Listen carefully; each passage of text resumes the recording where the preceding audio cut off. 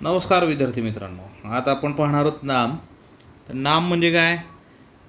एखाद्या वस्तूचे किंवा गुणधर्माचे जे काही नाम आहे किंवा गुणधर्म वगैरे दर्शविते त्याला आपण काय म्हणतो? नाम म्हणतो. तर नाम पहिलीच शब्दाच्या ह्याच्यामधला नाम आपण पाहतोय. तर नामाचे जे प्रकार आहेत, तर नामाचे एकूण 4 प्रकार पडलेले आहेत. त्यात सगळ्यात पहिला प्रकार काय आहे? सामान्य नाम. आता सामान्य नाम म्हणजे काय?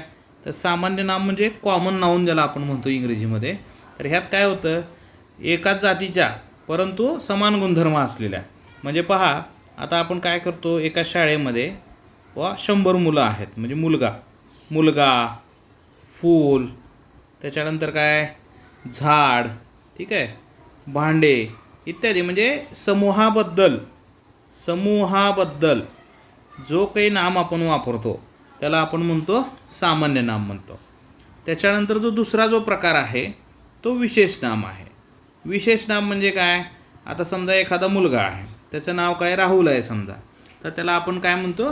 विशेष नाम होतं. म्हणजे एखाद्या समूहामधून एखाद्या ठराविक विशिष्ट व्यक्ती विशिष्ट नामाचा बोध होतो. विशिष्ट नामाचा बोध. मग त्याच्यामध्ये काय येईल? प्राणी आहे समजा, तर आता प्राण्यामध्ये सिंह, फूल आहे, फुलामध्ये मोगरा, त्याच्यानंतर काय, झाड आहे, झाडामध्ये काय, आंबा. तर ह्याला आपण काय म्हणणार आहे? विशेष नाम असं म्हणणार आहे. विशेष नामाचा बोध आपल्याला होतो. त्याच्यानंतर तिसरा जो आहे तर तो असतो आपला भाववाचक नाम. भाववाचक नाम, भाव म्हणजे काय? त्याच्यामध्ये एखादा विशिष्ट गुणधर्म लपलेला असतो किंवा त्या पदार्थाचा गुण, त्या पदार्थाची स्थिती, ह्या सगळ्या गोष्टीचा समावेश असतो भाववाचक नामामध्ये. उदाहरणार्थ काय?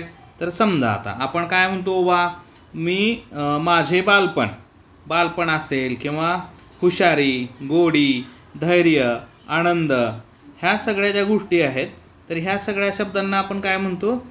भाववाचक नाम असं म्हणतात. त्याच्यानंतर गोडी आहे, ठीक आहे.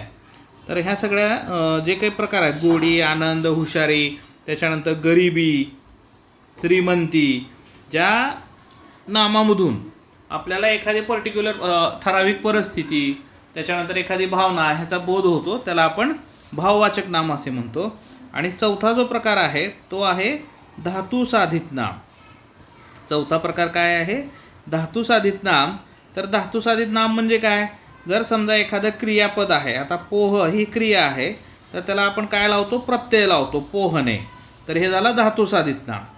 चाल असेल तर आपण त्याला म्हणतो चालणे, ठीक आहे. तर ज्याही शब्दाला असे प्रत्यय लागून आपल्याकडे धातुसाधित नाम तयार होतात. धन्यवाद.